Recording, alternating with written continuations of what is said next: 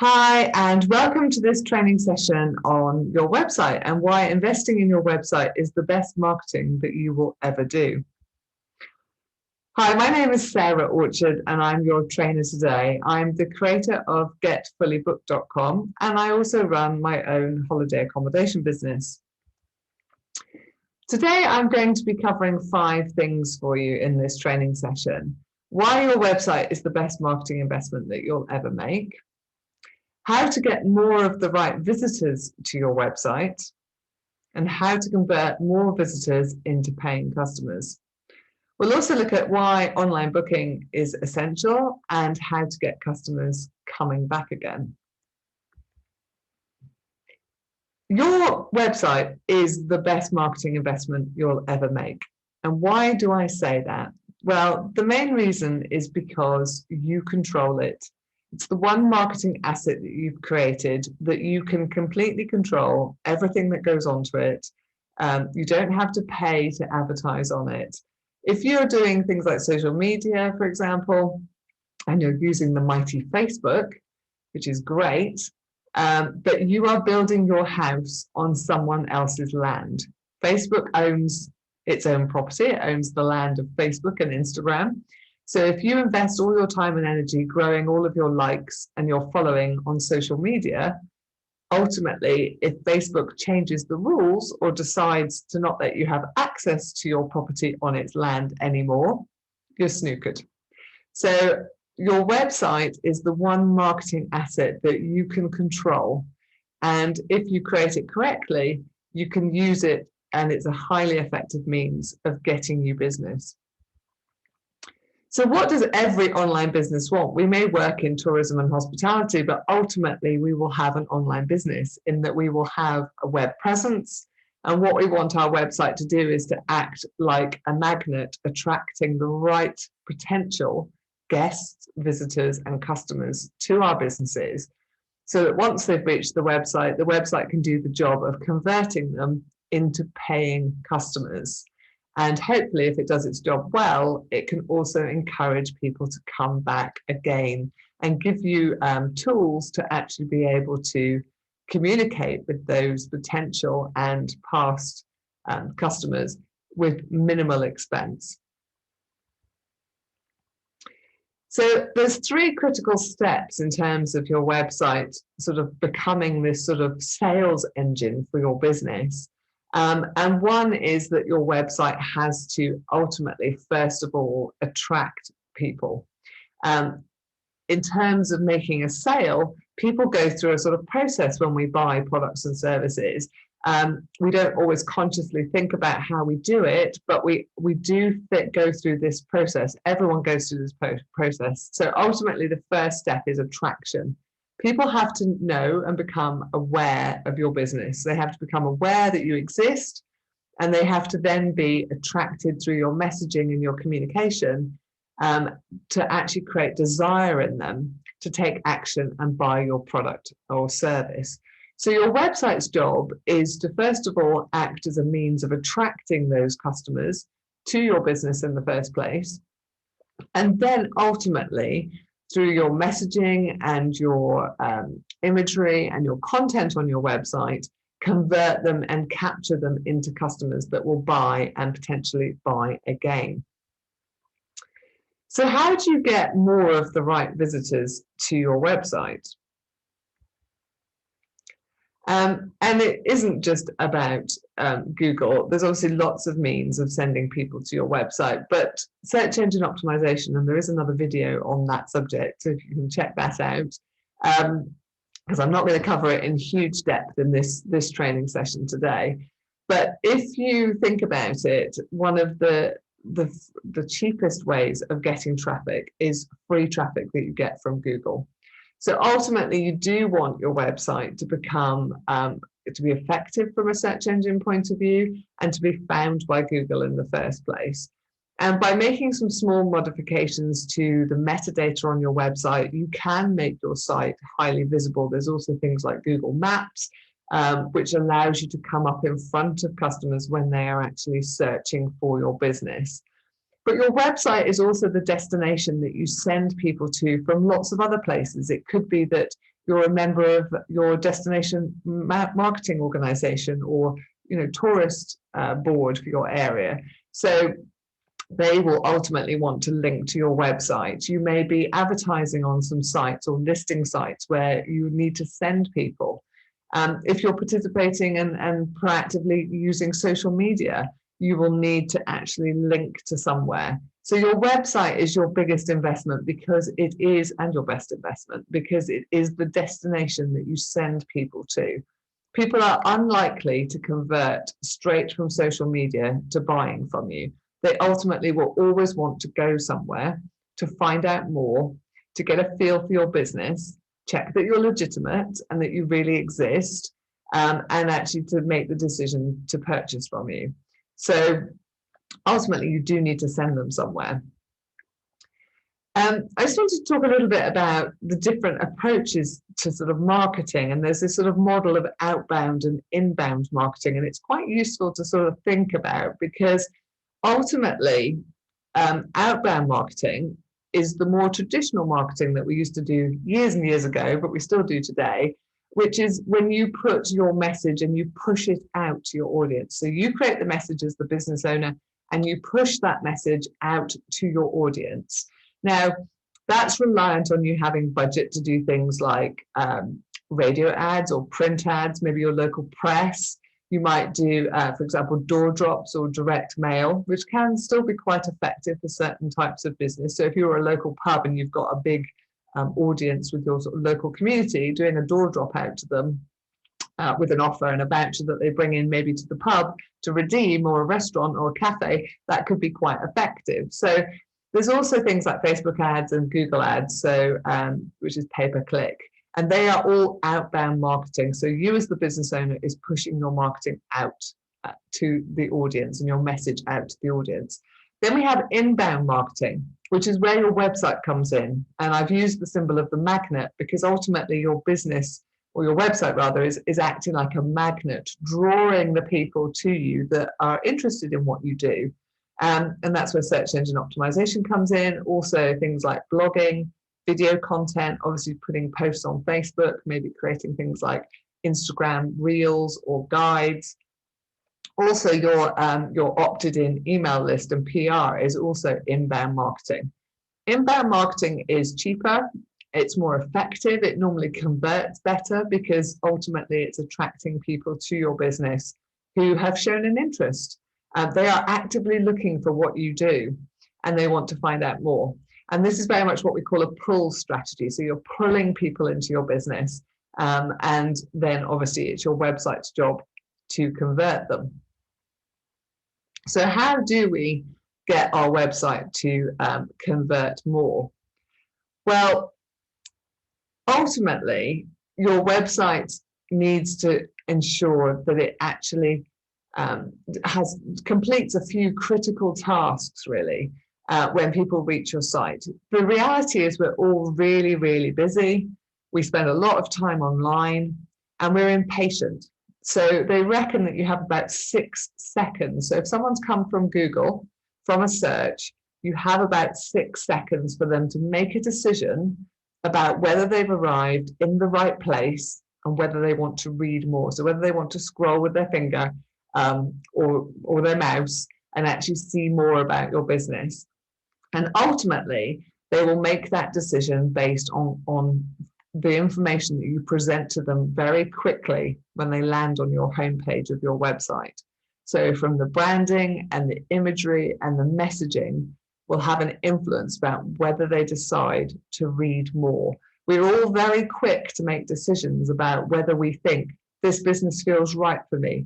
So that holiday cottage looks like the sort of place I want to stay. That pub looks like the place I'd like to go for lunch. That restaurant looks like where I'd like to take my other half for dinner. Or that attraction looks like the place that I want to take my children. So ultimately, when we land on the website, we're going to make that decision really, really quickly. And one of the key things that you need to do when you're investing in your website is you need to start with the end destination in mind. And often that's what, as business owners and clients that I work with, is often the step that's been missed out. So they haven't actually worked out what you want people to do when they visit your website as the end goal. So ultimately, you should need work back from that. So, for example, if you're an accommodation business, or maybe you're an attraction, what do you want the person to do? Well, you want them to book a holiday cottage or a room in your hotel, or you want them to buy a family ticket for your attraction.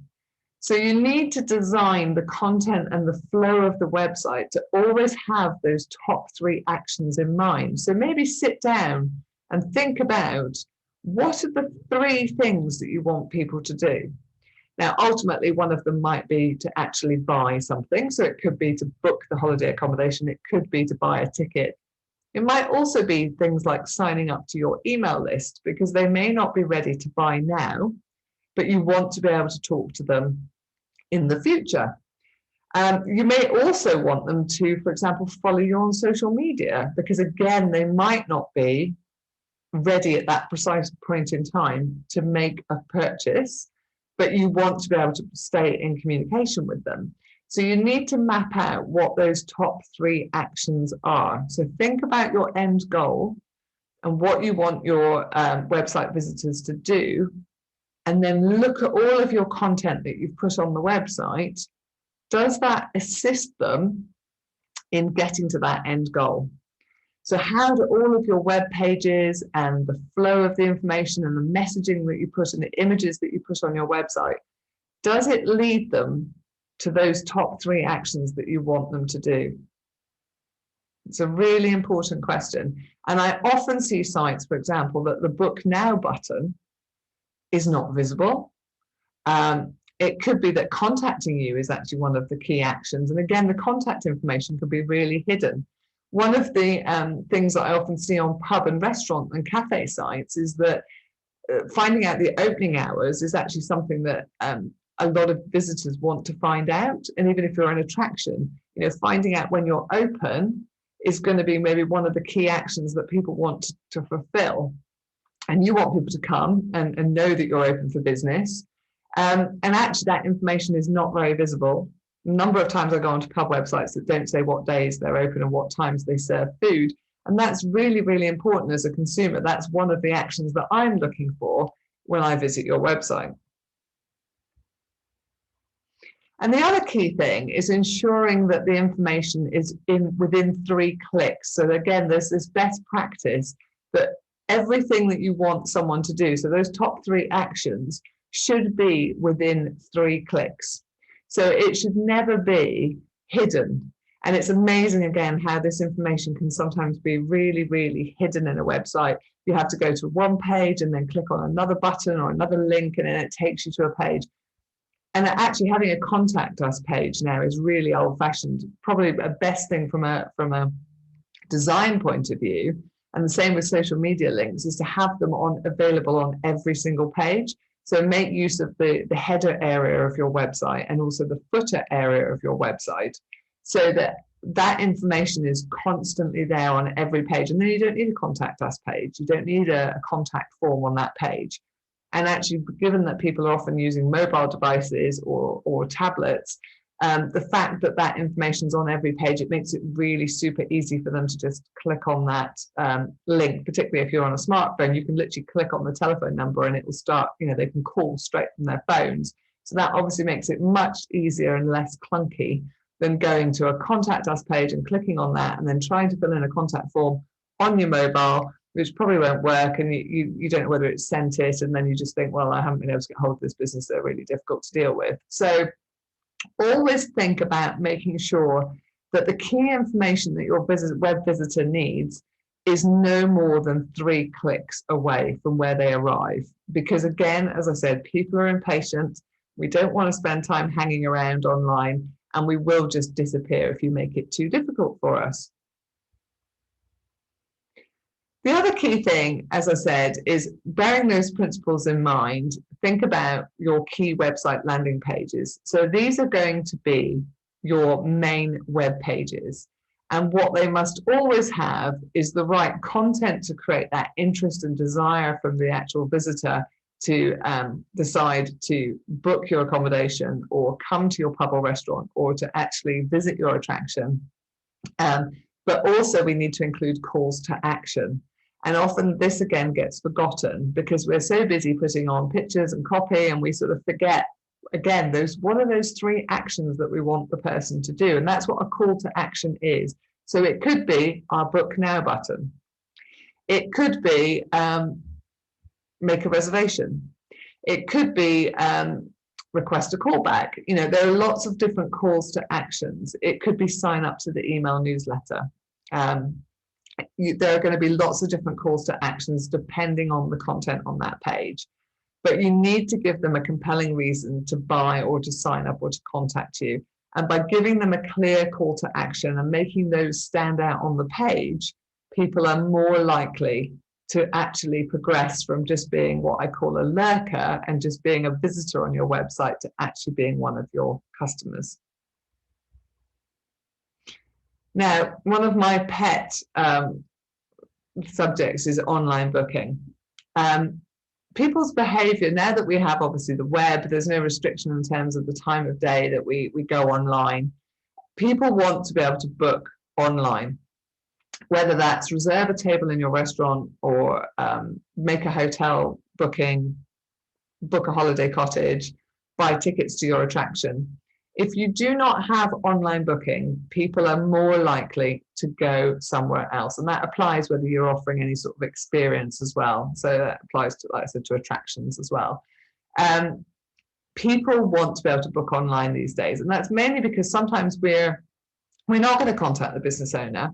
If we send an email, we might not get a reply for a couple of days. We want to know that we've instantly got what we were looking for. And if you don't have online booking, the likelihood is they may go elsewhere. So don't give them a reason to leave your website, what we call a bounce, to bounce off and go back to Google or start looking for an alternative.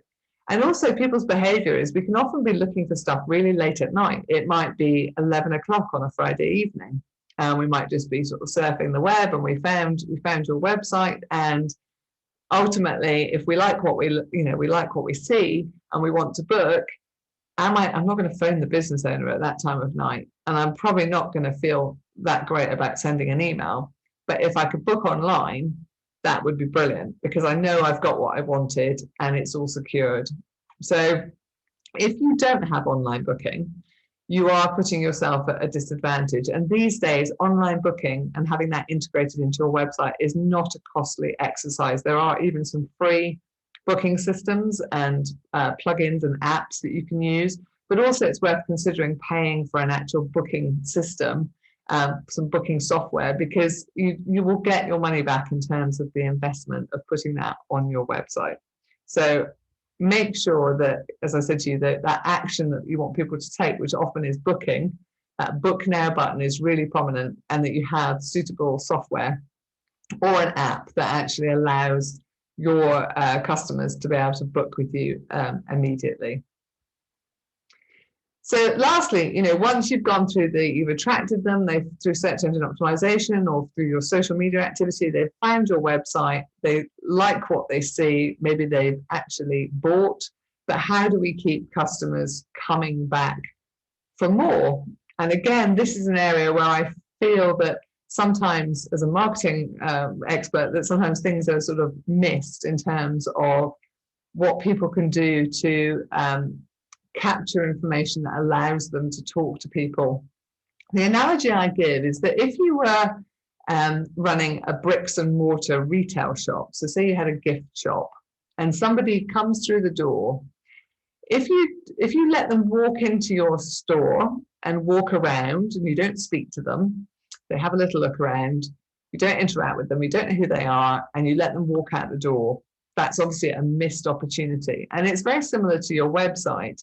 If someone lands on your website, they spend time on it, you can see from analytics that you've been getting visitors, but you don't know who they are, and they disappear, and you have no means of talking to them again.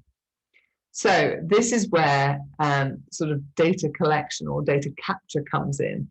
And if you're doing a good job in terms of your customer journey when they come to your website is, remember I said about thinking about those 3 actions that you want them to take. Not everyone is ready to buy now. But if they like what they see, what you want is a means to be able to talk to them again. So you could ask them to follow you on social media. But one of the key things is building in email data capture.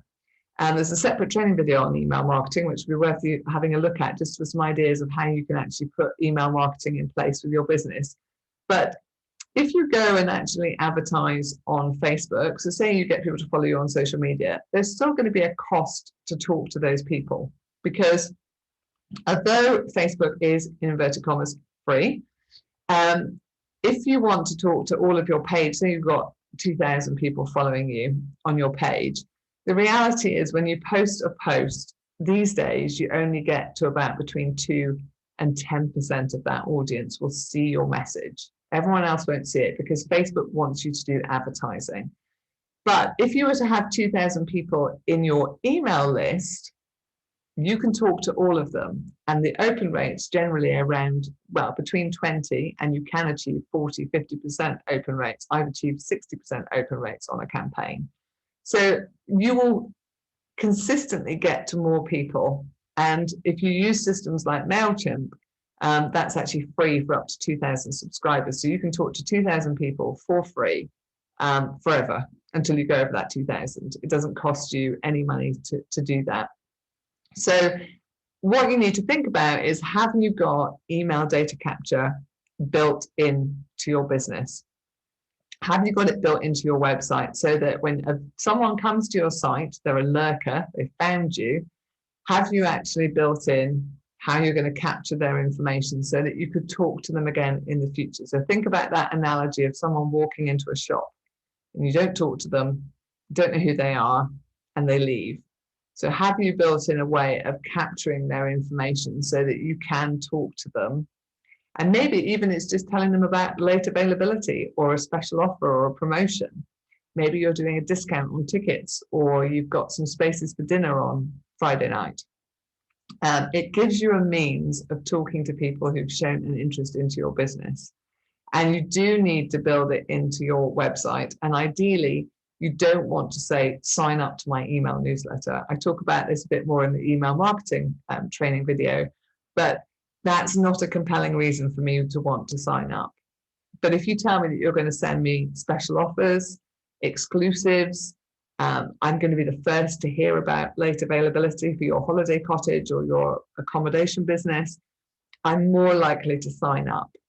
But you must make it really obvious on the website how people sign up. So often it's buried in the footer and no one finds it. So think about how you can draw attention to it with those calls to action to make that stand out on your website so that people actually sign up and you get them into your database. So you're building this sort of, as I call it, a data gold mine that you can actually then talk to these people on an ongoing basis. Social media is obviously important. None of us can deny how effective it can be in terms of, for us as small businesses, and getting our names out there. And it is great for creating awareness and potentially also keeping you front of mind. However, ultimately they are always going to probably want to check you out more. And that's why I'm quite adamant that investing in your website is actually worth more of your time, money, and energy than spending initially all that time on social media. So if you have time to invest in your marketing, it's better to actually invest it in your website as the first port of call. And ultimately, you then use social media as a tool to create that awareness. It can also be great for building your brand personality and supporting the messaging and everything that you've got on your website. But actually, using it as that magnet, I talked about the inbound marketing and using it as that magnet to pull people to your business, but they still need to go to your website. So ultimately, your website should be your biggest marketing investment. So thank you for listening to this session. I hope you found it interesting.